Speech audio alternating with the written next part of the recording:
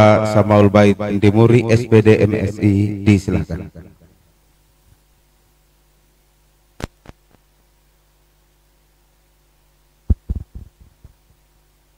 Bismillahirrahmanirrahim.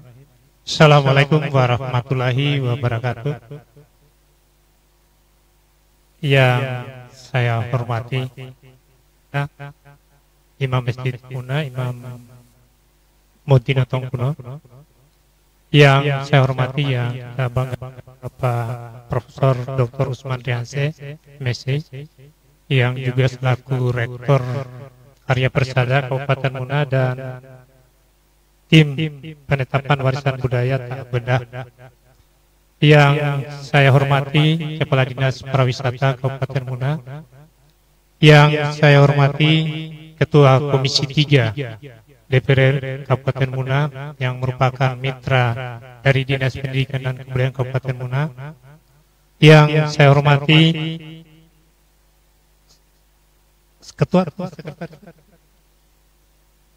Ketua dan seluruh anggota tim ahli cagar budaya Provinsi Sulawesi Tenggara, yang saya hormati seluruh hadirin yang tidak bisa kami sebut satu persatu. Alhamdulillah, alhamdulillahirrabbilalamin, wassalatu wassalamu ala asrafil anbiya'i wa mursalin wa alihi washabihi ajmain, amma ba'd. Puji syukur kehadirat Allah Subhanahu wa taala atas segala limpahan rahmat, taufik dan hidayahnya kepada kita semua, sehingga pada hari ini kita bisa hadir di tempat ini dalam rangka suatu kegiatan yang penuh sejarah bagi kita semua, dan yaitu dalam rangka sidang penetapan cagar budaya di Kabupaten Muna. Mohon maaf tadi saya terlewati, kakak saya sekretaris Lembaga Adat Kabupaten Muna dan KUPTD Museum Barugano Muna yang saya hormati.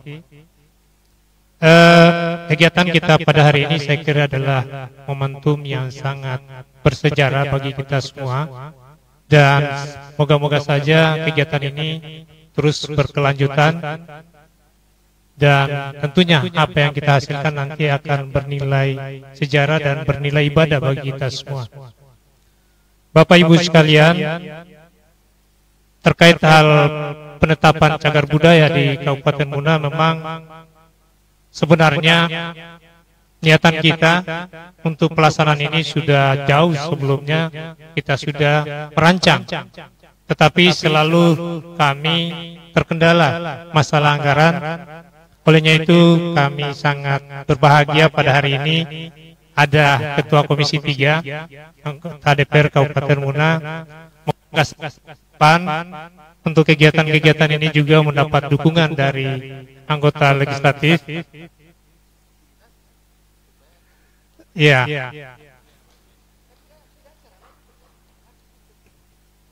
Iya.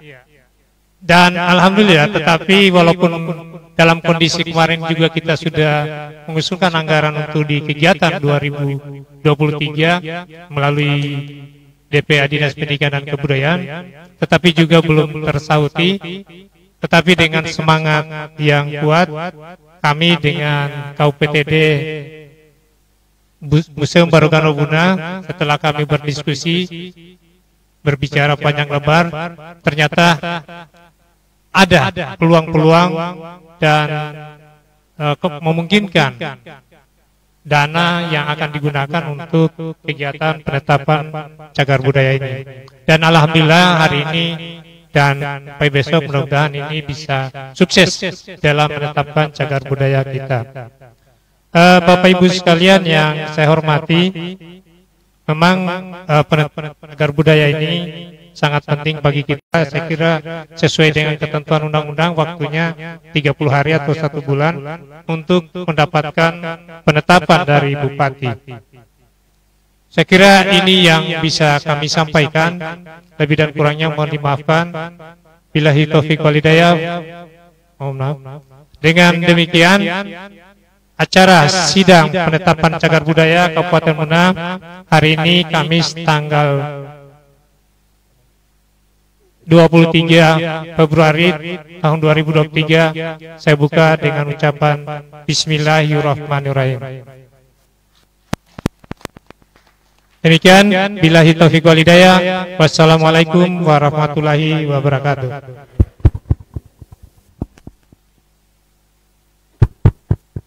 Satu dua. Iya baik, terima kasih kepada Bapak Kadis Dikbud Kabupaten Muna yang sudah membuka secara resmi sidang penetapan Muna tahun 2023. Baik Bapak Ibu, selanjutnya untuk acara pembukaan kita sudah lalui bersama dan akan dilanjutkan dengan sidang.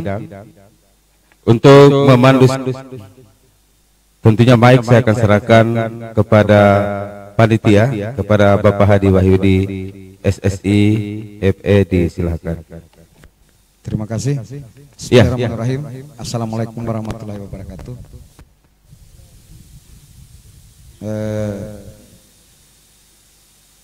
Saya juga belum pernah mengikuti sidang TACB,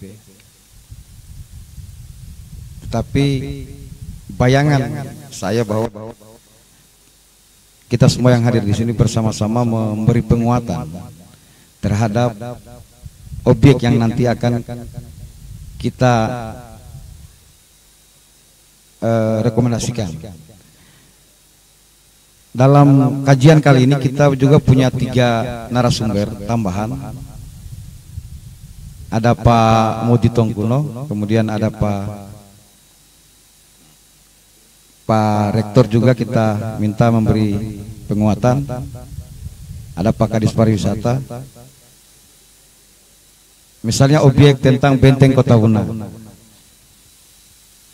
Kita sama-sama memberi penguatan karena ini berkonsekuensi hukum nanti. Apakah memang benteng Kota Muna ini ada? Oh katanya misalnya Pak Polisi gitu. Panjang sekali katanya misalnya begitu. Nah, kemudian misalnya referensinya apa? Itu juga kita saling mengisi gitu. Apa pernah diteliti oleh ini misalnya?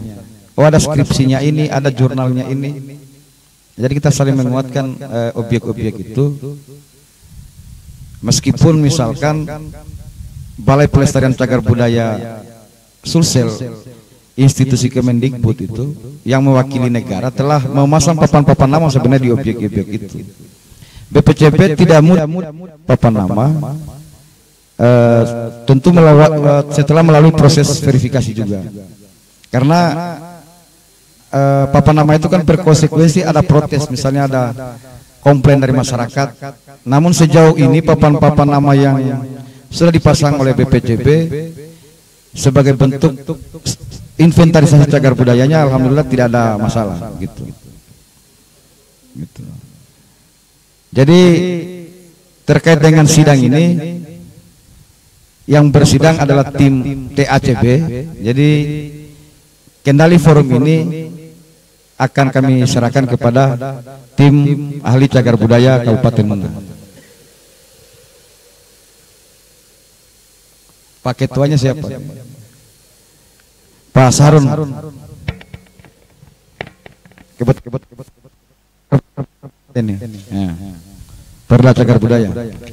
Terima kasih billahi taufiq wal hidayah, dan mengucapkan bismillahirrahmanirrahim. Kami persilakan kepada Pak Sarun untuk memulai sidang penetapan cagar budaya Kabupaten Muna tahun 2023. Kami minta kalau ada infokus yang bisa ini supaya bisa disaksikan oleh kita semua. Jika misalnya apa yang kami tulis di dalam dokumen penetapan ini misalnya ada informasi ternyata misalnya keliru, dari forum inilah untuk membenarkan itu semua, karena hasil yang kita kerjakan hari ini akan menjadi dokumen publik, karena ini akan nanti sampai di Kabak Hukum lagi, kemudian nanti dibuatkan SK penetapan oleh Bupati Muna.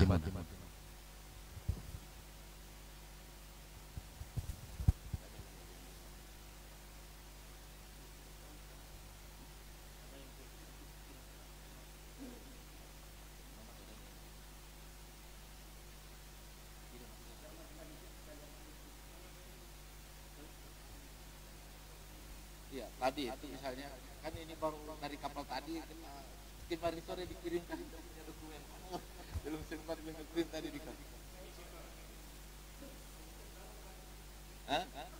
Namun remat ini.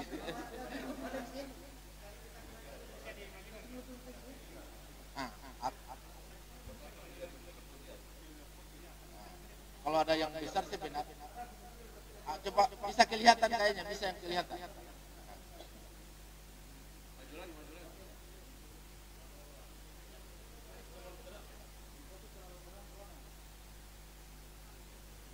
Tiba-tiba. Namun remat tidak apa misalnya saya.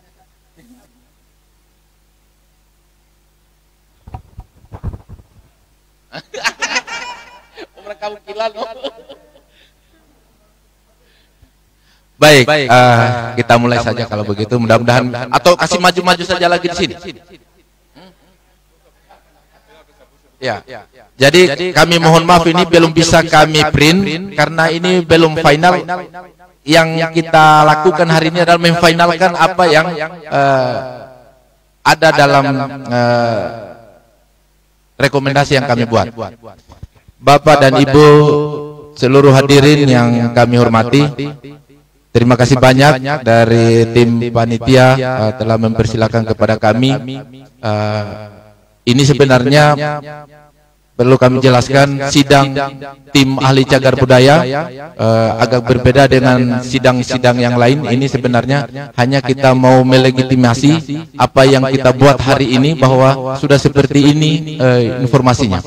Nah, ini baru mungkin dari kami, tapi mudah-mudahan dengan hadirnya kita semua di sini bisa memberikan informasi kemudian untuk melengkapi data-data apa yang kami buat dalam dokumen hari ini. Jadi Bapak dan Ibu perlu kami sampaikan yang diberikan oleh tim pendaftar, saya sebut saja tim pendaftar, karena alurnya penetapan cagar budaya itu berawal dari kegiatan tim pendaftaran, di mana tim pendaftaran itu di SK-kan oleh Dinas Kebudayaan. Kemudian hasil pendaftaran itu hari ini harus dibuat berita acaranya karena ini akan menjadi lampirannya untuk kelengkapan dokumen ini. Tim pendaftaran itu menyerahkan kepada tim ahli cagar budaya untuk mengkaji apa yang sudah dibuat oleh tim pendaftar dari Dinas Kebudayaan Kabupaten Muna. Dari beberapa objek yang dikirim ke kami kemarin sore sampai tadi malam, hari ini tadi malam itu di kapal hampir tidak ada tidur, kami hanya buat 4 yang bisa kita bahas dulu untuk hari ini. Mudah-mudahan besok sebentar malam kita bisa menyelesaikan beberapa lagi sehingga bisa mewakili dari setiap unsur yang ada. Untuk pagi hari ini saya mencoba yang pertama itu kawasan Benteng Kota Wuna, kemudian yang kedua kawasan Liang Kabori, yang ketiga kawasan Kantinu yang di Lohia, kemudian yang keempat bangunan kantor dinas Kehutanan Muna. Karena kemarin itu yang ada datanya yang bisa saya tangkap segera.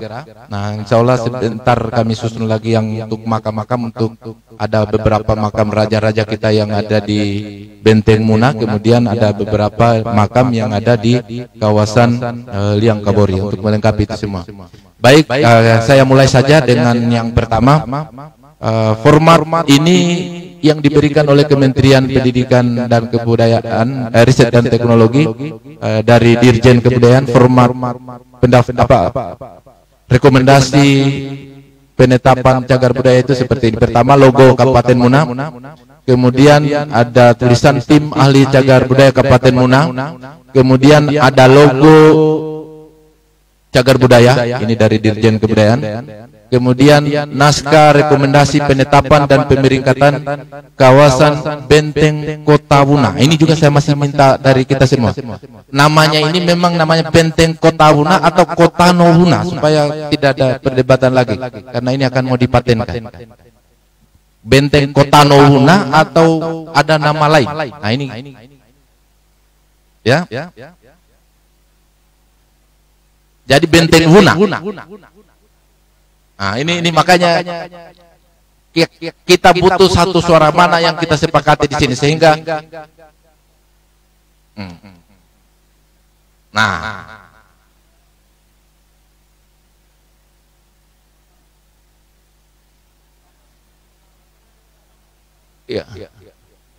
berarti pakai tambah no kotano. Ada lagu kata nonando te kotano, nah itu ada lagunya itu. Ada bukti bahwa itu dari salah satu syair. Saya bukan penyanyi, ada ahlinya sana tadi itu yang MC-nya itu. Jadi di sini kotano. Makanya ini karena kemarin data yang makanya saya minta untuk kepada kita semua. Jadi kita sepakati benteng Kotano Wuna. Ya. Nah, yang seperti ini maksudnya yang kita mau lihat satu kata per kata yang saya maksud tadi. Kemudian sebagai kawasan cagar budaya peringkat kabupaten strep kota ini Februari 2023 dokumennya itu nomor 001 karena baru hari ini kita menetapkan, maka benteng Wuna ini kita kasih nomor 001 TACB Kap Wuna garing 2 ini Februari tahun 2023. Ini mudah-mudahan kita bisa ini karena pengalaman saya menetapkan di tempat lain seperti itu. Jadi semua masih tertulis Kota Wuna ini, saya mau ganti semua. Pak Rahmat nanti buat ini. Nah, jadi di halaman konsideran itu ada menimbang ini bahwa benteng kota Benteng Kotano Wuna ini merupakan warisan budaya bersifat kebendaan yang memiliki nilai penting bagi sejarah, ilmu pengetahuan, pendidikan. Ini undang-undang. Kemudian B, bahwa kawasan benteng Kotano Wuna diinventarisasi. Ini saya mau tanya lagi dari Dinas Kebudayaan. Pernah diinventarisasi ini berdasarkan tahun 2014 ya? Ada nomornya untuk kekuatan kita. Ya, nanti. Oke. Kemudian yang C, bahwa penetapannya sebagai cagar budaya perlu segera dilakukan dengan mengacu pada Undang-Undang Nomor 11 Tahun 2010 tentang cagar budaya, Peraturan Pemerintah Republik Indonesia Nomor 1 Tahun 2022 tentang Register Nasional dan Pelestarian Cagar Budaya. Kawasan Benteng Kotano Wuna dapat dilakukan registrasi nasional. Kemudian dan Peraturan Daerah Kabupaten Wuna, ini yang saya baru dapat tadi. Mudah-mudahan sebentar kami akan perbaiki pasal-pasal yang ada tentang cagar budaya di Kabupaten Wuna. Kemudian yang poin D, bahwa tim ahli cagar budaya Kabupaten Wuna telah melakukan kajian objek pendaftaran cagar budaya yang kemarin yang sudah diberikan dari tim. Ini mengingat pasal 1 ini saya kira normatif semua, saya rujuk dari Undang-Undang Nomor 11 Tahun 2010. Kemudian yang B ini juga adalah pasal 19 dan 33 ini, pasal 34, pasal 36 ini juga merupakan turunan dari Undang-Undang Nomor 11. Kemudian yang C ini saya kasih merah. Nanti sebentar isinya dari sini.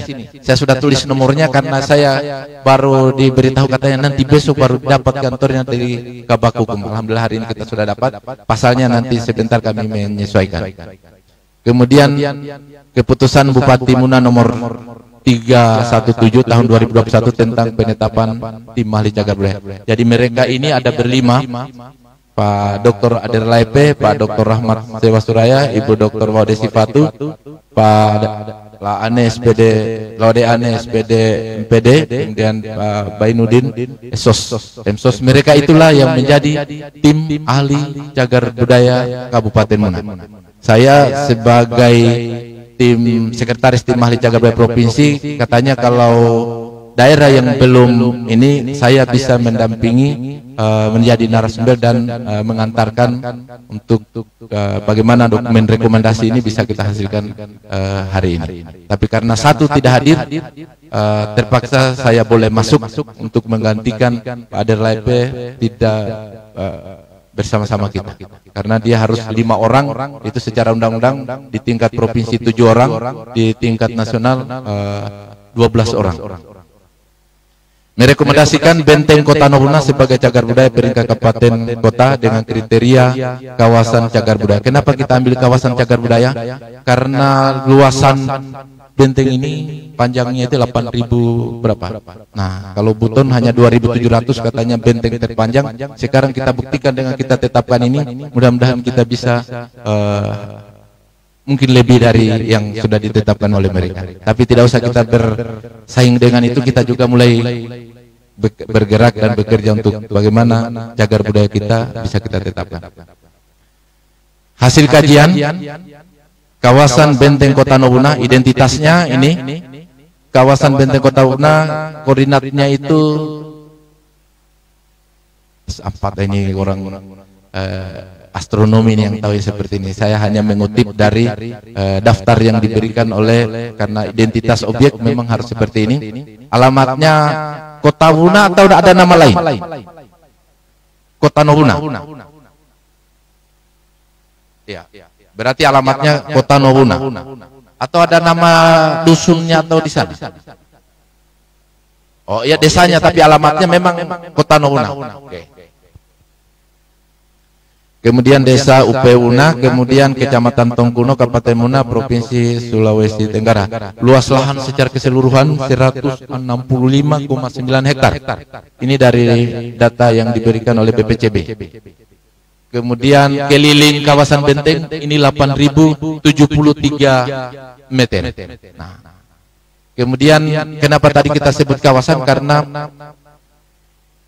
kalau lingkaran bentengnya berarti struktur, bukan kawasan. Tapi karena kita bicara kawasan, kita harus liput apa yang ada di dalamnya. Di dalamnya itu ada masjid, ada makam raja-raja, ada petilasan, kemudian ada tempat pelantikan raja, dan bekas kamali itu masih ada. Dan insya Allah masih banyak yang harus kita kerjakan. Kita selamatkan dulu, kawasannya bisa kita tetapkan, tetapi nanti akan include juga dengan apa-apa yang ada di dalamnya. Kemudian ini batas-batas, mudah-mudahan kalau ada informasi, sebelah utara katanya berbatasan dengan jalan raya, sebelah selatannya berbatasan dengan jalan raya lagi, kemudian sebelah timurnya berbatasan dengan hutan lindung, sebelah baratnya itu berbatasan dengan hutan lindung. Kemudian deskripsi. Deskripsi objek. Nah, ini mudah-mudahan ini banyak masukan, karena ini kemarin saya lagi mencari beberapa sumber yang menjelaskan ini, bahwa kawasan benteng Kota Nohuna ini terletak di Desa Upeuna, Kecamatan Tongkuno, Kabupaten Muna, kemudian yang mengelilingi pusat pemerintahan Kerajaan Muna masa lalu. Luas wilayahnya tadi sudah disebutkan. Ya, nanti satu kali saya mengedit. Kemudian dengan deskripsi misalnya lebarnya itu 1 sampai 3 meter, tingginya 2 sampai 4 meter. Kemudian di dalam kawasan benteng Kota Nohuna ini terdapat beberapa potensi cagar budaya seperti tadi itu, ada makam raja-raja, kemudian ada batu pelantikan raja, kemudian ada bekas istana raja, dan yang lainnya. Apakah ada informasi lain terkait dengan deskripsi ini? Misalnya ada tambahan atau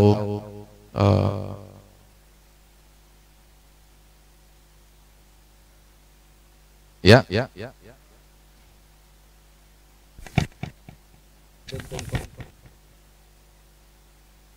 Di dalam kawasan ada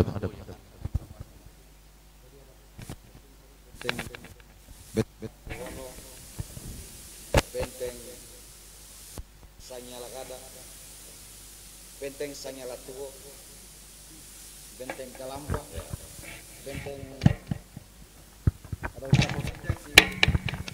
Benteng Laude Sumaili,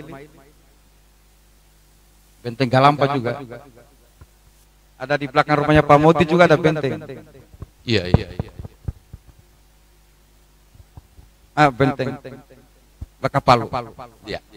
Nanti kami minta nama-nama benteng yang coba kami masukkan. Ternyata kalau dengan kita melihat ini, sistem pertahanan berlapis dulu di benteng Nohuna, karena ada anak-anak benteng lagi di dalam.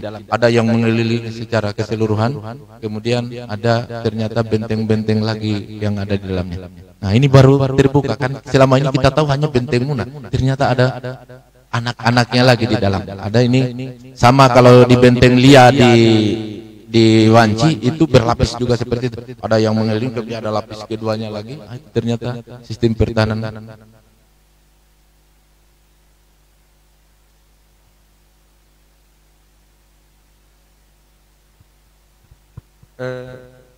Secara umum benteng Muna. Ini contoh yang gambar yang ada. Susunan batu tanpa. Oh, yang kecil. Yang di dalamnya juga sama tipologinya. Ketebalan 2, tingginya juga 3 sampai 4. Gitu. Benteng berlapis.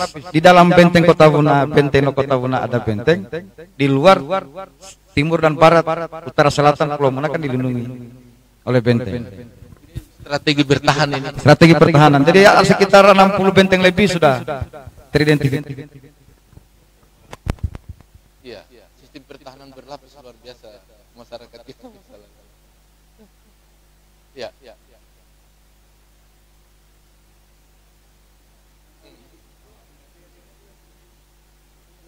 Ada luasannya juga. Benteng Sangya Lakada itu 33 kali 33. Ya, kompleks istananya mungkin. Benteng Kantolalo misalnya di Lohia ada juga. Kemudian benteng Sangya Kenya sebenarnya ada tapi batunya sudah dipakai-pakai untuk kebun kayaknya. Sisanya itu masih ada sebenarnya.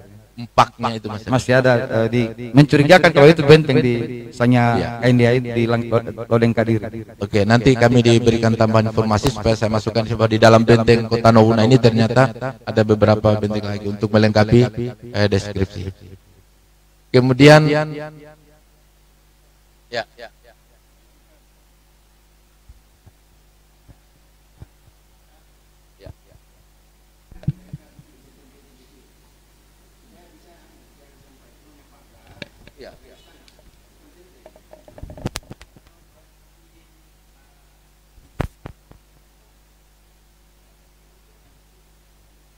Padahal di dalam mana?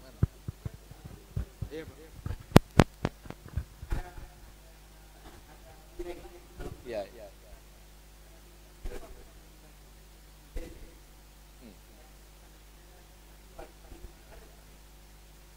Iya, bahkan kan simbol istana kita kan di Lampu Balano, di dalam benteng Karawabono itu. Kita kan simbol istana di situ.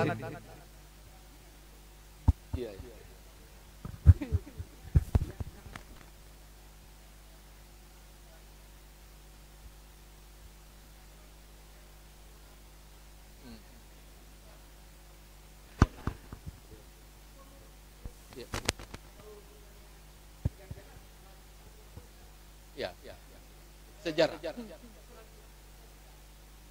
Atau kita kembali saja di sini yang luasan yang panjang tadi itu. Jangan dulu berbicarakan, dia akan masuk nanti di dalam. Ini tersendiri nanti. Iya.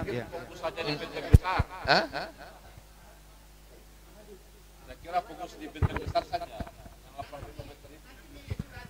Iya. Iya. Betul, Prof. Betul. Ya, sepakat. Kawasan, Prof. Sepakat.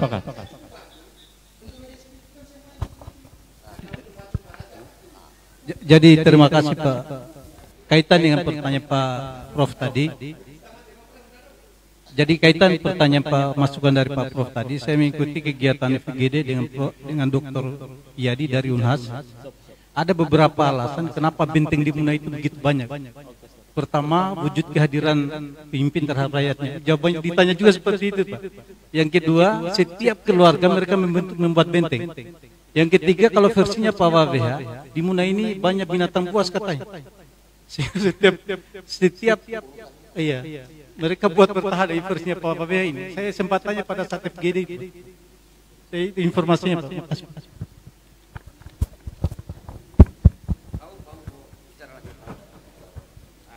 Ya, tadi ada dari. Oh, terima kasih. Saya kebetulan dari Kota Muna ini.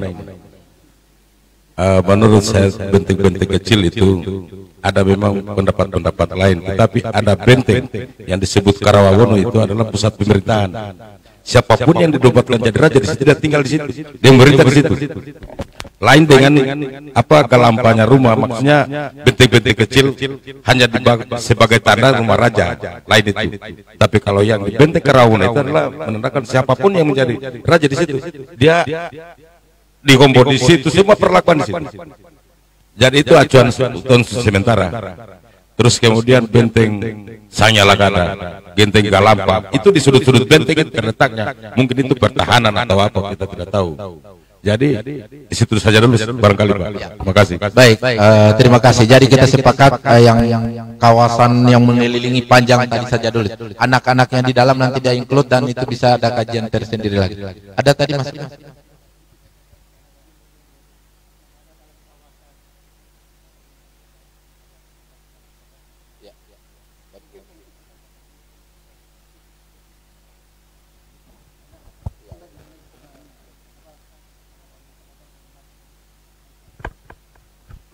Kemudian tambahan juga Pak, Kota Wona ini kan sebenarnya dulu pusat pemerintahan. Semua pejabat kerajaan Muna mulai dari Bonto Balano, Om Puto, Bonto Balano, Kapitalau, semua tinggal di Kota Wona. Jadi dari identifikasi BPJP sekitar 2000 makam yang sudah ditemukan. Semua cagar budaya itu. Sekitar 2000 makam. Baik. Kemudian makam ini kan ada makam Bonto Balano, ada makam. Tapi kan kita secara umum menyebutnya makam-makam raja, makam ini. Ambil saja ini. Ribuan cagar budaya di dalam kalau kita mau hitung. Sama juga di Biang Kobori kan ribuan lukisan kalau kita mau hitung. Oke. Saya kira kita sepakat, kita ambil dulu yang tadi. Ya. Oke, kita sepakat yang itu. Nah, kemudian kita masuk yang berikutnya, kondisi saat ini. Ini berdasarkan hasil catatan dari tim pendaftar bahwa kondisi benteng saat ini secara umum itu 70% masih utuh dan sisanya mengalami kerusakan yang disebabkan oleh alam seperti ada akar pohon dan batu yang mengalami keruntuhan tapi masih berada di sekitar benteng tersebut. Nah, ini kondisi yang ada saat ini. Ya, ini juga yang harus kita, apakah dari panjang bengkeri begini. Panjang keliling benteng kan, benteng Kota Wona ini terdiri atas benteng Kota Wona ini kan terdiri atas benteng alam berupa bukit dan lembah dan berupa susunan batu 6.000 lebih meter. Oh, itu yang 70%-nya itu berarti yang dari susunan batu yang ada strukturnya. Dari 6.000 itu 70% masih utuh. Sebagian batu-batunya berjatuhan 500 meter tinggal seperti tondok. Inilah yang direkonstruksi oleh Pemda Muna kemarin 100 meter sudah direkonstruksi kemarin. Tahun ini juga akan dilanjutkan lagi 100 meter lagi. Itu yang terdekat dengan jalan. Mungkin gampang karena gampang dipindahkan. Iya. Nah, tapi kalau yang lainnya itu kan di atas bukit, agak susah juga dipindahkan. Makanya batunya jatuh juga di situ, tidak kemana-mana. Tapi kalau yang 500 meter tadi sudah tipis sekali, ya mungkin sudah lari kiri kanan batunya gitu. Ya. Tidak enak juga kalau bilang diambil orang. Pakai kembali tondo. Ya, saya kira informasi ini kenapa kita mau tetapkan sehingga ini nanti ada bisa kegiatan revitalisasi bisa diusulkan di Kementerian PUPR ini bisa. Iya.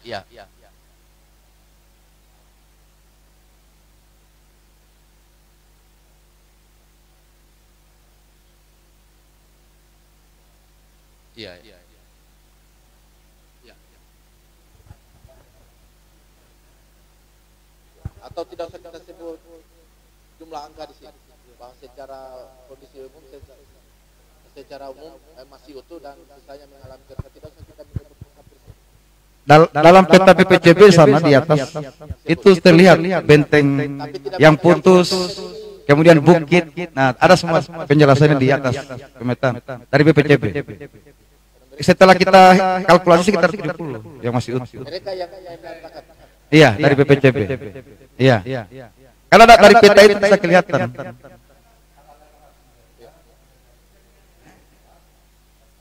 Nah, semua ini dari BPJP, ukuran dan sebagainya dari BPJP. Karena BPJP yang secara ilmiah telah melakukan pemetaan. Yang angka 70 ini dari mereka. Perkiraannya mereka sekitar 70%. Masih utuh. Iya, Iya, ada berdasarkan hasil pemetaan. ada foto dari mereka dia secara detail mereka. Iya. Oke. Laporannya mereka saya rujuk di daftar pustakanya ada. Iya. Oke. Jadi kita tetap sebut bahwa secara umum 70% masih utuh dan sisanya mengalami kerusakan. Oke. Kemudian ini latar sejarah ini saya masih cari tadi.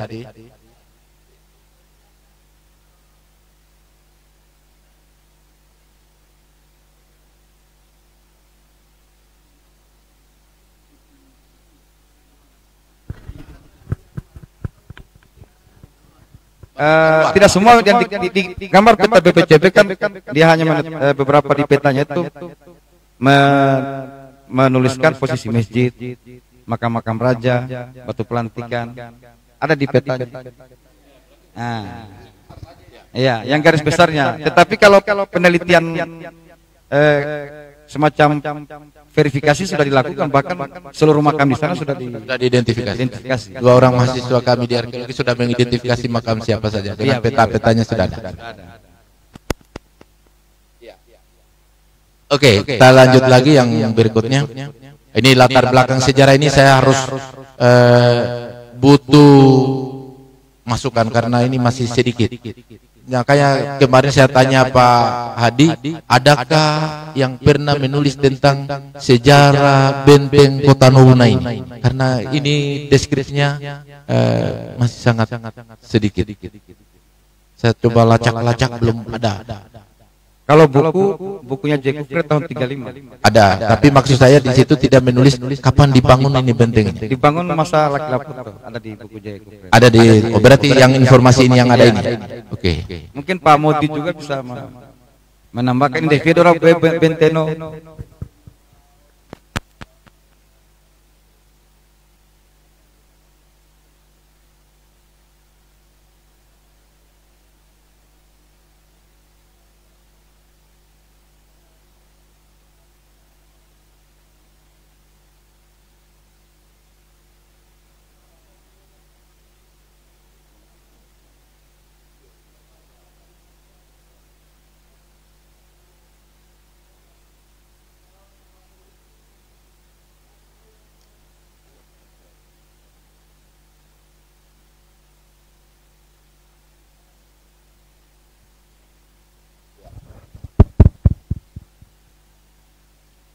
Ini masih mudah-mudahan sebentar ada itu nanti kita akan cek kembali, mudah-mudahan latar sejarahnya ini bisa menambah.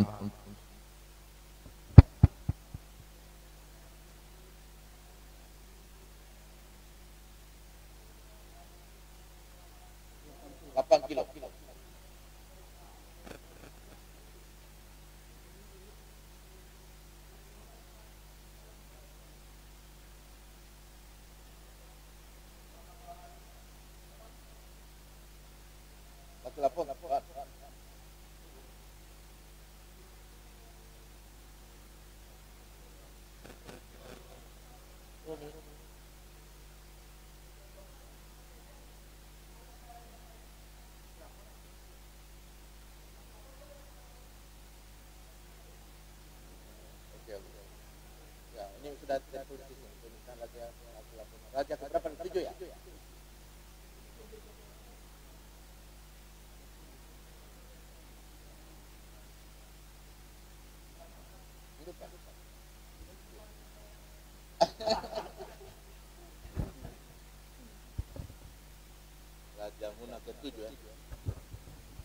Nah, ini benteng ini dibangun selama kurang lebih 8 tahun.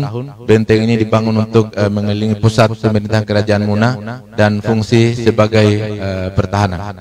Oke, ini baru, tapi mudah-mudahan nanti kita dapat sebentar informasi karena saya harus mengutip dari sumber lain.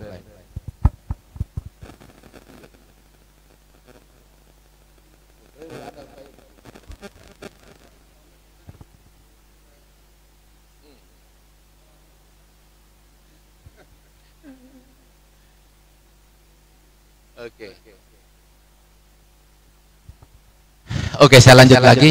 Jadi kemudian analisis dari sejarah singkat yang kita tadi, bahwa data sejarah menunjukkan bahwa pada masa pemerintahan Kerajaan Muna dibangunlah sarana pusat pendukung untuk membangun sebuah kerajaan. Benteng Kota Nowuna menjadi pusat pemerintahan Kerajaan Muna, dan pada masa Raja Laki Laponto atau Raja Muna ke-7. Nah, keberadaan kawasan benteng Kota Una ini disusun dari batu karang tanpa menggunakan bahan perekat. Di atas permukaan tebing ini mengelilingi bukit yang dilengkapi dengan pintu atau lawa. Ya? Lawa. Berapa pintunya Kak di sana? 3. Maka saya kasih. Oh, ya. 3 lawa atau pintu, dan ada meriamnya di dalamnya. Meriam. Oke.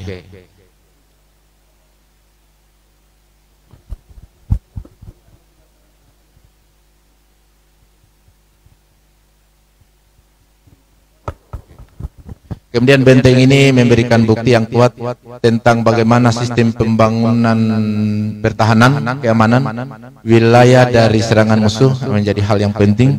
Kemudian benteng Kota Nowuna menjadi tempat bermukim dan kegiatan masyarakat pada masa itu, yang ditandai dengan ditemukannya masjid, makam Raja-Raja Muna, batu pelantikan Raja Muna, kemudian bekas istana Raja Muna. Secara keseluruhan benteng ini memiliki fungsi sosial, budaya, dan keamanan bagi masyarakat Muna saat itu. Oleh karena itu benteng Kota Nowuna ini memiliki nilai penting sejarah, ilmu pengetahuan, pendidikan, agama, dan atau kebudayaan. Karena dia semua memiliki. Di sana ada masjidnya, itu berarti nilai agama ada di dalam, nilai pendidikan ada, nilai pengetahuan ada, sejarahnya juga ada. Oke. Kemudian kita melangkah kepada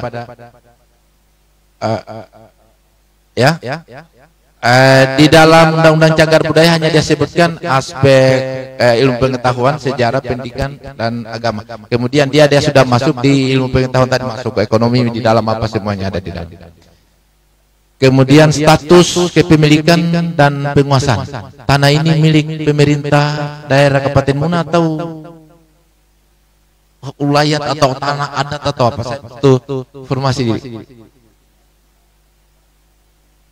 Osar. Berarti tanah milik Saranoguna. Ada Saranoguna.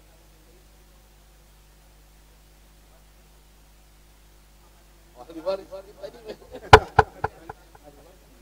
Jadi kamu hola lo ya.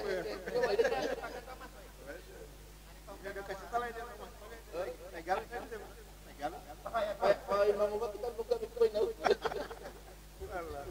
Ajaib cara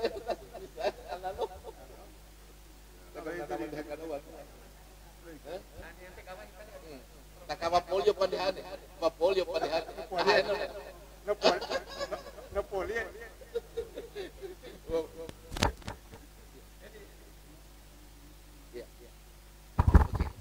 Saranoguna ini yang mana ini? Yang Om Puto atau begini Pak, Saranoguna itu kan sistem perangkat adat kerajaan. Iya. Tapi kan Saranoguna hari ini tidak ada lagi. Iya. Jadi kira-kira orang mengistilahkan sekarang kalau di pertanahan kan tanah ulayat. Iya. Tapi karena tanah ulayat juga itu tidak diurus kita di Muna, maka tanah di Muna ini kembali ke pemerintah daerah. Atau begitu saja. Pemerintah daerah dan kita tidak punya hak kalau tanah ulayat gitu. Anda kamu lepas sudah lakonnya Witenosara pasti begitu. Jadi kembali ke pemerintah daerah. Tanah milik pemerintah daerah Kabupaten Muna, begitu saja supaya aman, tidak ada.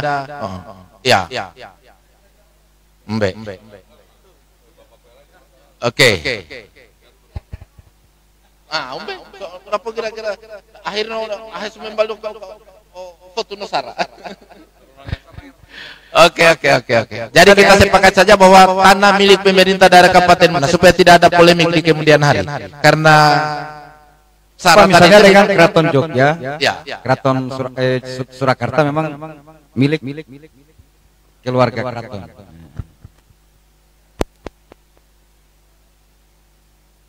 Karena Keraton Buton itu milik juga Pemkot Bau-Bau. Keraton Buton itu tetap Pemkot Bau-Bau juga. sama saja. Ya, ini untuk status kepemilikannya, maksudnya sekarang itu apakah itu ahli waris kah atau apakah atau memang milik Pemda? Nah, sama kalau kemarin kami menetapkan di Kolaka makam Sanghyani Bendera, tapi ahli warisnya dia sudah serahkan kepada pemerintah melalui dinas kebudayaan untuk mengelola itu, maka dia kepemilikannya itu oleh pemerintah daerah.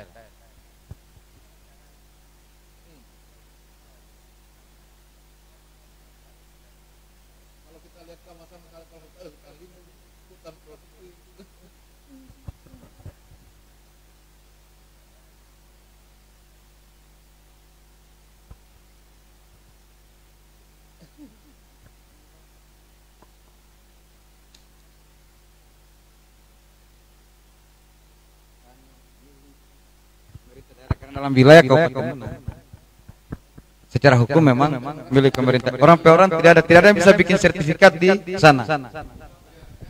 Kalau misalnya seperti di Kontu itu sekarang kan bupati sudah mengeluarkan kebijakan boleh disertifikatkan.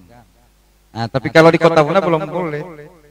Izinnya kan ke bupati juga. Berarti belum boleh dan tidak bisa dibolehkan. Bumi dan air dan kekayaan di dalamnya kan dikuasai oleh negara. Jelas undang-undang dasar. Bukan bupatinya Pak, tapi pemerintah daerah Kabupaten Muna termasuk DPRD di dalamnya.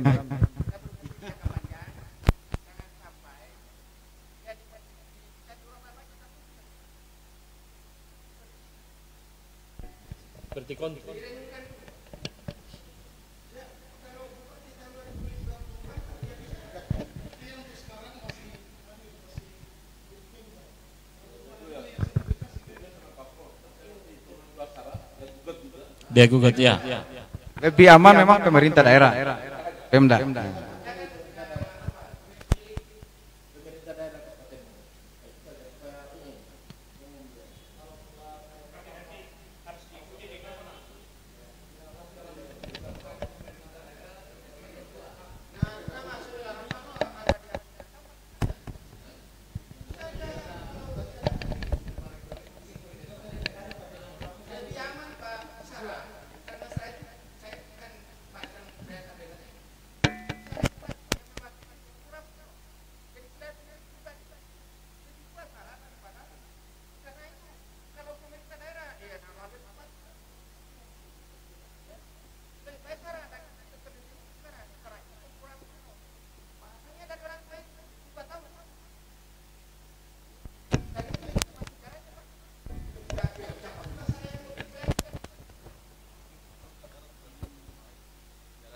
Iya.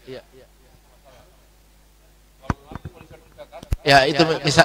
Ah, terus nanti kalau ini kan nanti kalau kita sudah tetapkan misalnya.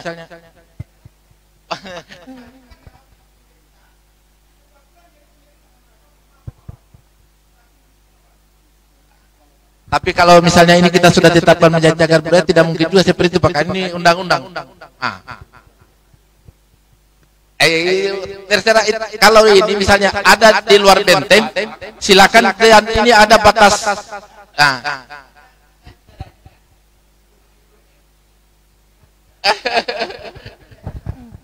Kalau ini jadi kalau saya supaya jadi saya kira ya artinya kan sara ini mereka sebenarnya ada di dalam juga dan itu tapi tidak ada yang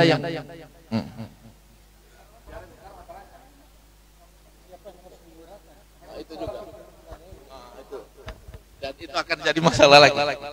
Kita sepakat saja ini mungkin umum. Potensi gugat menggugat di kemudian hari kecil. Kita lanjut ke ketiga, kriteria cagar budaya. Ini tidak perlu kita bahas karena ini adalah kutipan dari pasal-pasal yang ada. Alasan berdasarkan pada dasar hukum kawasan Benteng Kota Nobuna memenuhi kriteria sebagai kawasan cagar budaya karena umurnya sudah melebihi dari 50 tahun. Ini undang-undang cagar budaya ini. Kemudian mempunyai nilai sejarah, khususnya sejarah kerajaan Muna di masa lalu. Kemudian memperlihatkan ciri khas bangunan pertahanan. kemudian untuk kepentingan kemanusiaan dan kepentingan ilmu pengetahuan. Nah, sekarang sudah banyak yang sarjana, orang meneliti sejarah arkeologi di sana. Nah, kemudian yang E memiliki nilai arsitektur, artistik, sosial. Kota Nouna dahulu digunakan sebagai tempat pelaksanaan upacara tradisi, misalnya tadi ada ya, kemudian benteng Kota Nouna sebagai pemukiman masa pemerintahan kerajaan Muna. Kemudian benteng Kota Nouna dimanfaatkan sebagai objek penelitian. Benteng Kota Nouna dapat meningkatkan ekonomi lokal melalui industri pariwisata. Karena yang kita mau inginkan ke depan ini endingnya. Oleh karena itu, benteng Kota Nouna merupakan objek tinggalan budaya bersifat kebendaan yang mempunyai nilai penting bagi sejarah, ilmu pengetahuan, pendidikan, agama, dan kebudayaan, sehingga cagar budaya dengan kriteria kawasan cagar budaya. Setuju? Nah, ini yang kita butuhkan hari ini, pernyataan setuju dari kita semua. Kesimpulan, berdasarkan kajian terhadap data yang tersedia hingga saat ini dapat disimpulkan bahwa benteng Kota Nouna perlu ditetapkan statusnya sebagai cagar budaya oleh Bupati Muna, mengingat objek ini masuk dalam kategori kawasan cagar budaya.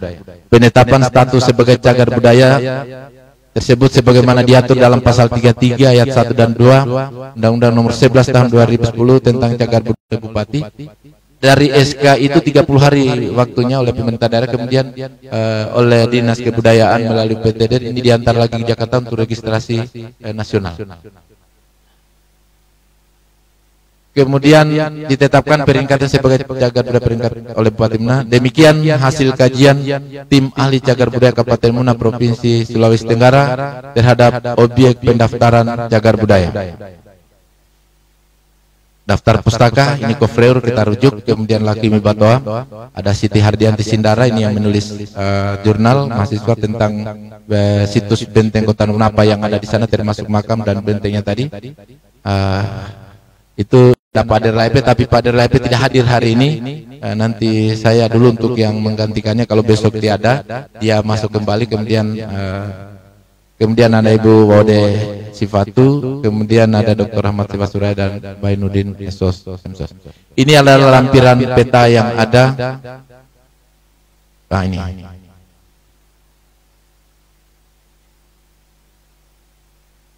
Ini peta yang digambar, aduh tambah kecil juga. Yang ada hanya gambar cewek. Temannya Pak Hadi ini mungkin. Oke, ini peta yang dibuat oleh BPCB. Ini jelas sekali lampiran foto peta ini,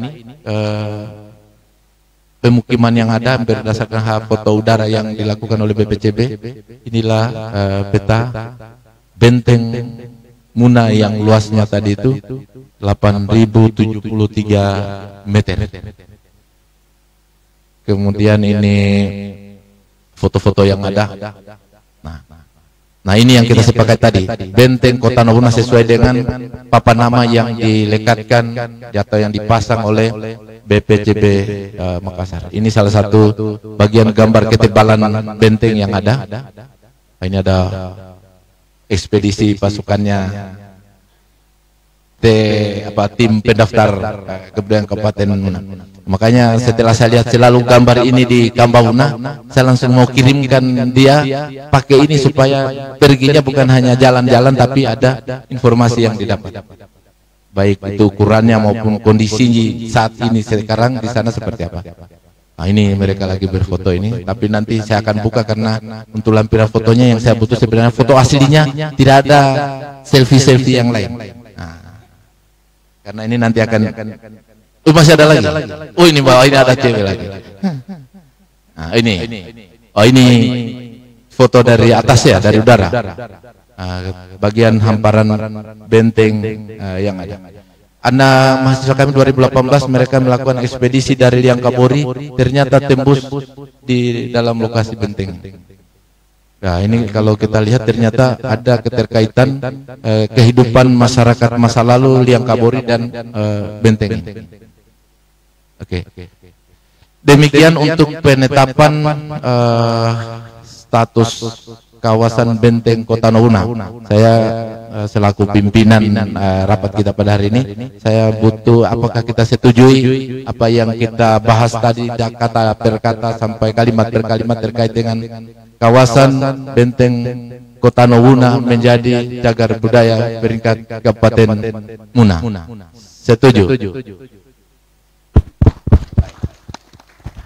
Oke, jadi hari ini kita sudah menghasilkan satu rekomendasi yang akan kita usulkan ke Bupati. Hanya tadi ada beberapa tambahan revisi, utamanya ke Tanah, nanti kami akan revisi. Insyaallah sebentar kami akan memperbaiki. Baik. Masih ada waktu. Kita lanjut lagi yang kedua, yaitu kawasan Liang Kabori. Karena ini zaman prasejarah, itu yang saya katakan tadi, kita ini lengkap 4 zaman.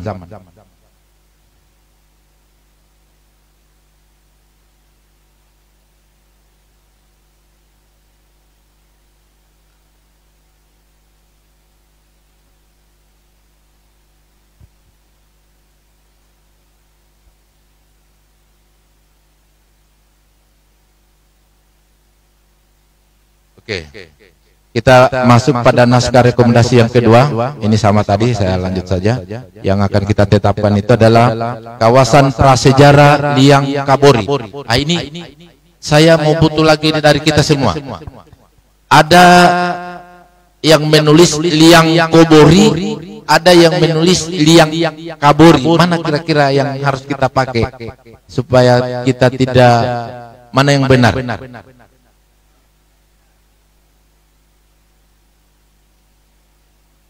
Nah, kira-kira untuk gua yang bertulis, nah, ada tulis. Nah, sekarang kira-kira namanya supaya kita sepakat ini. Kabori, Liang Kabori.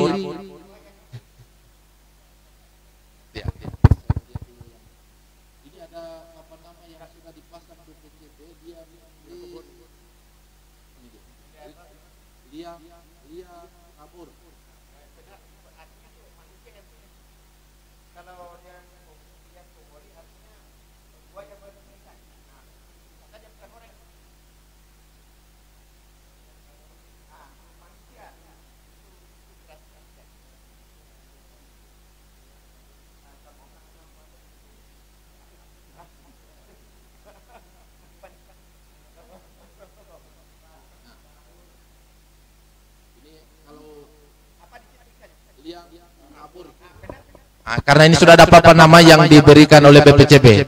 Nah, dipisah ini Liang Kabori.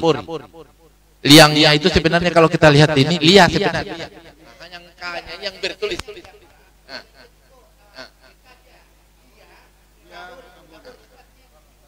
Berarti ini salah. Nah, karena mereka ini karena yang dari Sulsel Liang mereka menyebutnya. Iya. Jadi kita ganti, kita Liang Kabori.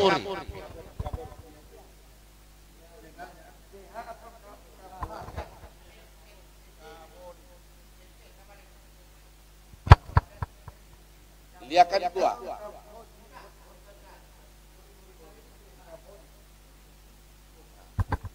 Oke, begitu. Liang Kabori.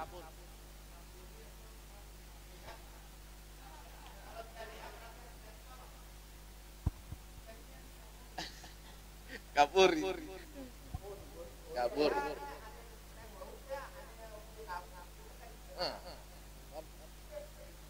Kabur apa aja pendamping.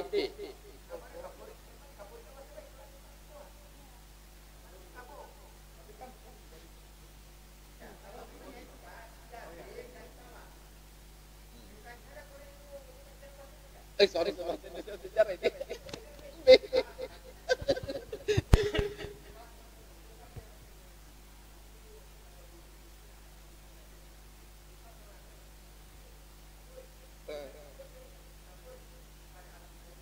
Kabur.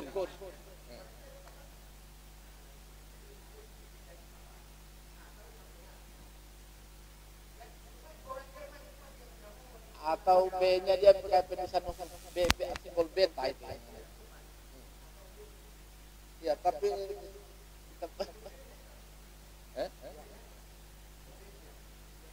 kabori kapan?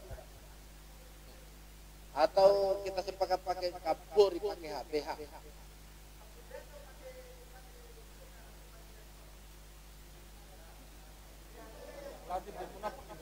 Tapi sekarang lagi kita lihat yang desa Liang Kabori begini juga tulisannya.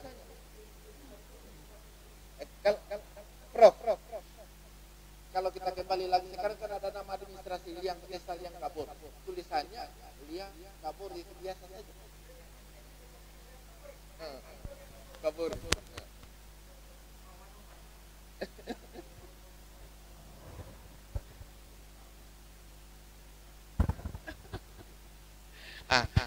Jadi bagaimana?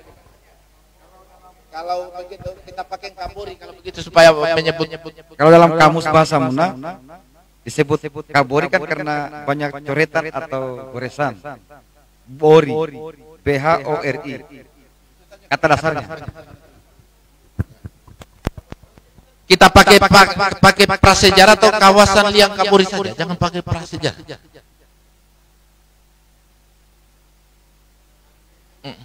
Ya, maksud saya jangan kita menyebut prasejarah tapi kawasan Liang Kabori. Ya, itu lain lagi itu bahwa kita lihat dari tinggalan yang ada, menunjukkan manusia prasejarah.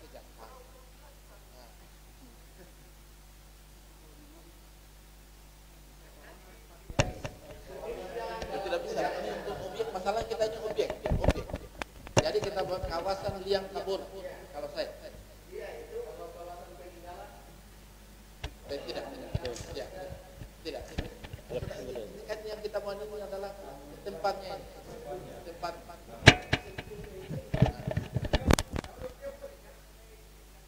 Kawasan Liang Kabori. Begini Pak.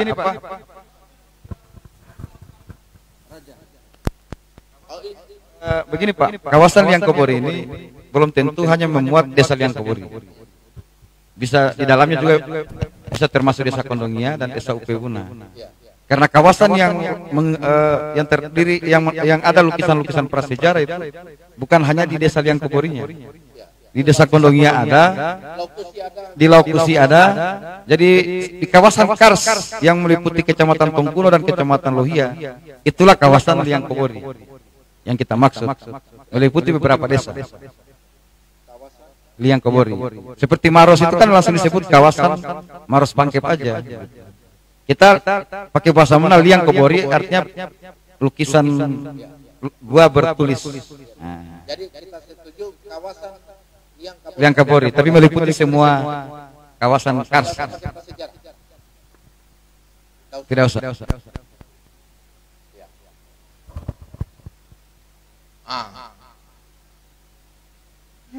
Oke, kita sepakat. Nanti kami edit lagi semua namanya kita setuju.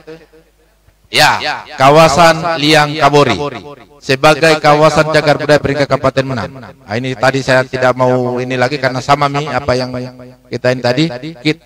Kita masuk sekarang di hasil kajian, jangan sampai ini. Ya. Kalau Benteng Kota Wuna kan kawasan Liang Kabori, Benteno Kota Wuna. Mungkin kalau kita tambah kawasan Liang Kabori Wuna. Liang Kabori saja karena yang di sana. Ya. Dan yang sudah terkenal Liang Kabori dan itu pasti di Muna. Nah. Oke. Cagar budaya.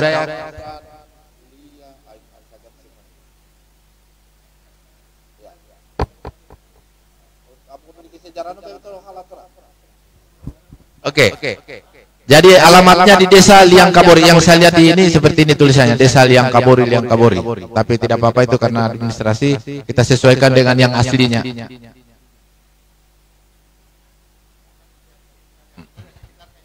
Iya. Kecamatan Lohia, ada. Alamatnya desa Liang Kabori, kemudian desa kelurahan desa Lohia, Kecamatan Lohia, Kabupaten Muna, Provinsi Sulawesi Tenggara. Luas lahannya 49,32 hektar. Luas lahan yang ada di Kalau saya tidak salah di sana itu lebih 30 gua yang ada di sana. 40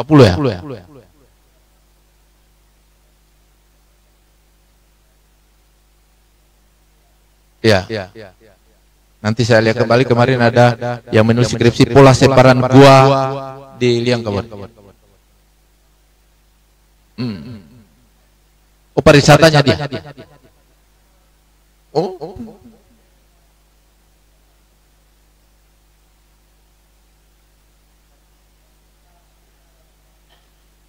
Iya, oke. 49,2 hektar. Nah, kemudian batas-batasnya 40.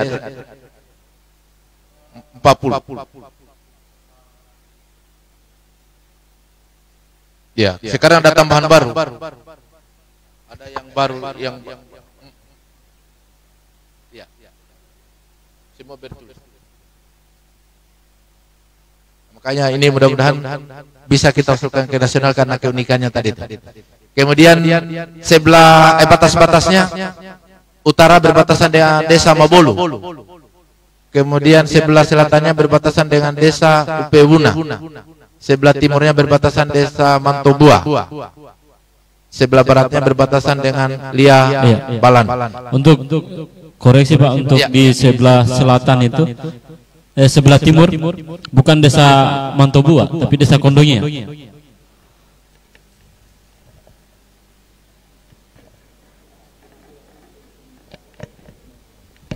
Kemarin yang diberikan, terima kasih banyak. Makanya gunanya kita bertemu hari ini untuk memastikan ini semua. Oke. Jadi batas wilayah sudah fix. Pondongnya tadi. Kemudian deskripsi. Nah, ini uraian. Secara administrasi situs Gua Liang Kabori nanti kami perbaiki tadi, terletak di Desa Liang Kabori, Kecamatan Lohia, Kabupaten Muna. Nah, ini kalau kita lihat kondisinya 10 km dari Kota Raha, kemudian kawasan Liang Kabori ini titik koordinatnya ini ada sumber yang kami kutip dari Kosasi. Kemarin sedikit informasi yang diberikan, tapi setelah saya melacak hasil-hasil penelitian dari arkeologi nasional banyak yang kita temukan.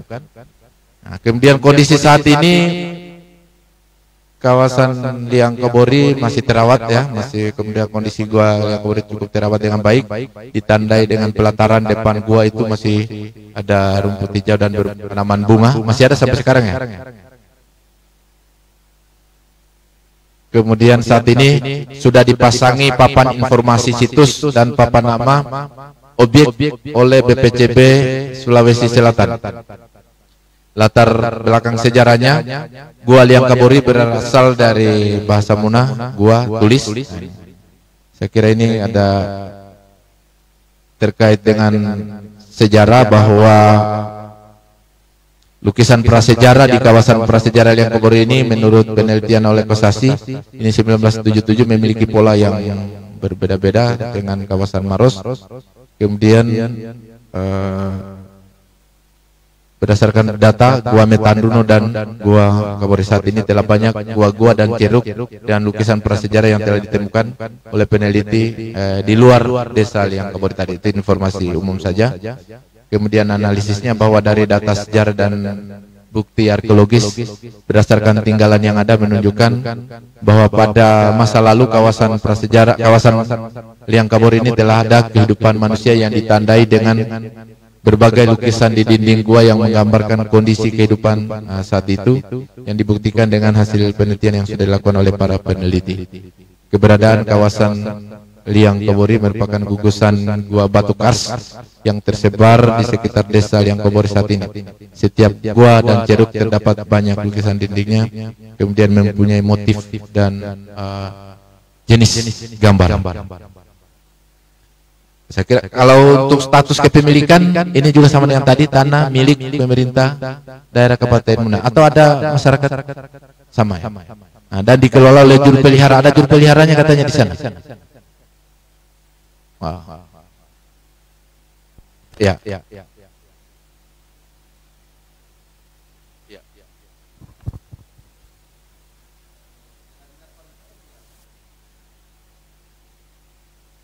Oke. Jadi tanah milik pemerintah Nah, ini kalau dasar hukum tadi saya kira sama dengan yang tadi semua.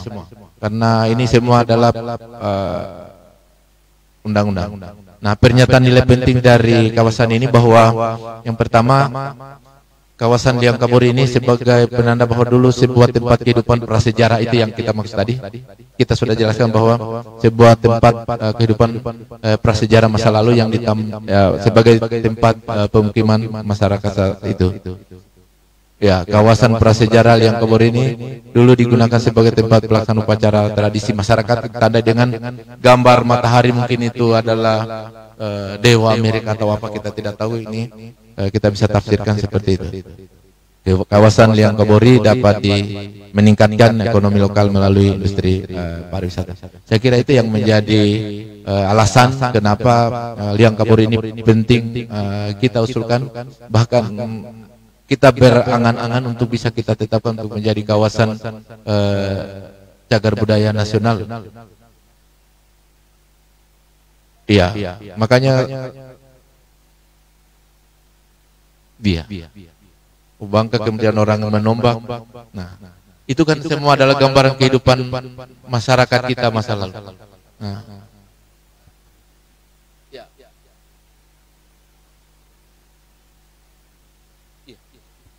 itu kan gambaran apa yang dilakukan mereka, sudah melakukan itu.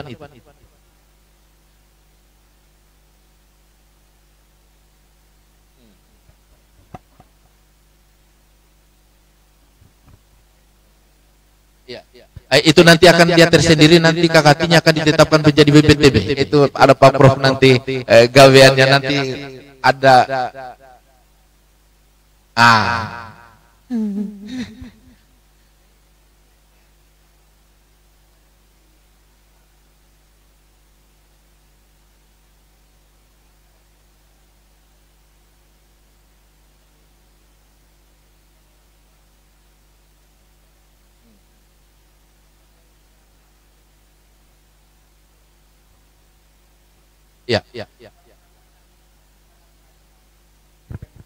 Ya, jadi kebetulan saya mengajar prasejarah Indonesia. Ini mereka memilih gua sebagai hunian mereka karena di situ sebagai aktivitas mereka. Di situ ada sumber makanan, ada kantino, ada apa tadi itu yang menjadi sumber air mereka. Kemudian dari gugusan tadi itu tinggal di dalam itu agar terhindar juga dari, kan di sana ada benteng juga ternyata, benteng loji yang tujuannya fungsinya itu katanya untuk melihat apakah air sudah naik dulu. Ternyata ini laut semua. Saya kaget juga, ada mahasiswa kami menulis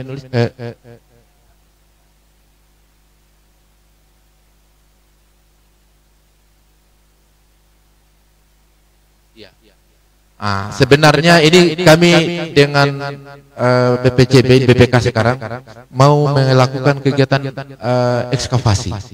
Nah,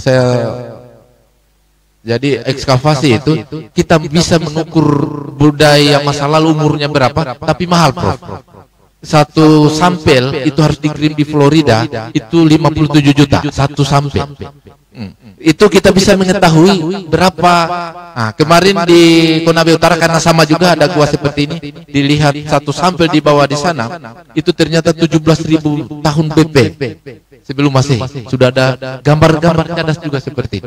Jangan sampai kita ternyata misalnya lebih lama lagi dari mereka. Ini yang harus ini ada dinas kebudayaan, ini ada bisa mengusulkan supaya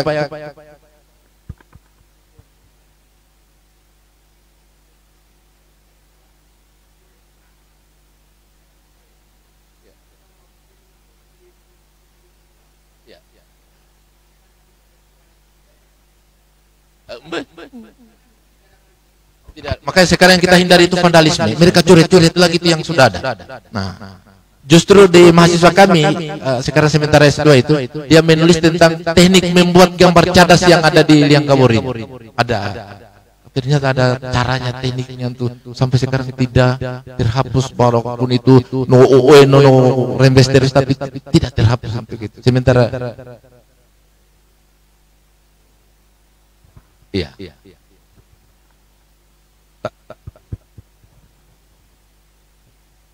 Tambahan juga begini, lukisan di Liang Kabur itu kan khususnya lukisan cap tangan cap tangan itu sebenarnya sudah diambil sampel dan dibawa ke Australia. Itu ada 2 sampel yang dibawa, satu di Gua Pemirsa. Itu usianya sekitar 4.000 kalau di Gua Pemirsa.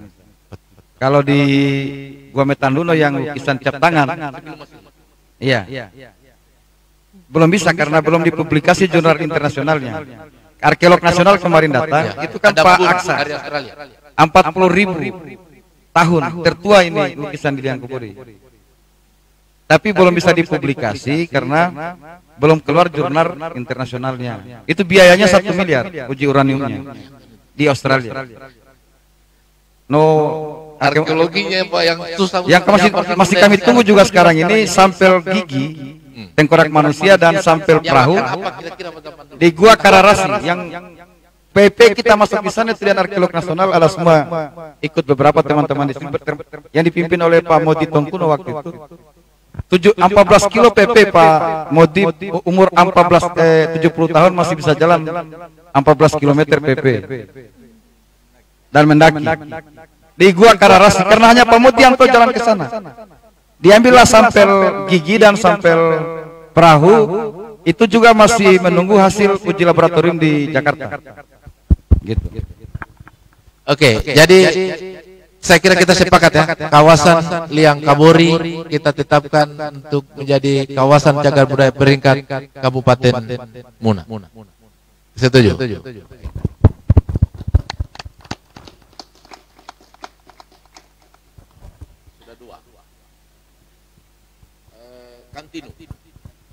Kantinu Lohia.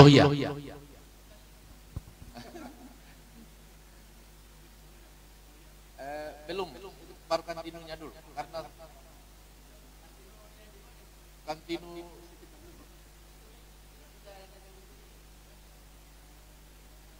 ya.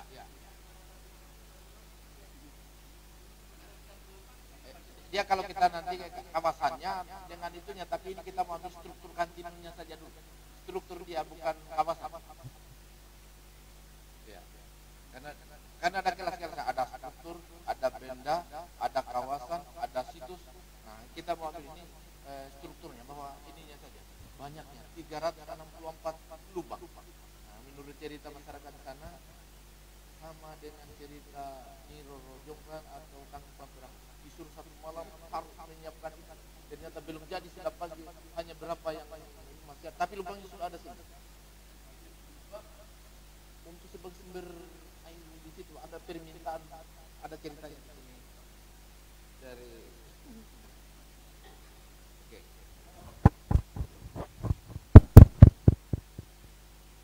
Kita lanjut lagi atau sudah? Kita lanjut saja dulu ya. Supaya mana beda anu. Nah, supaya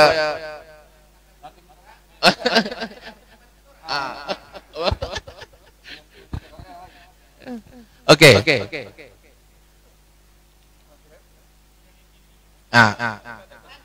Aduh.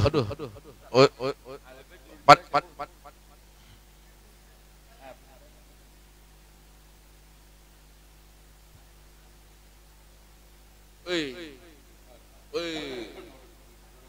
Patah isi kamu dah kulit. 4. Nama gula Ramdeki, sunai Vinetora.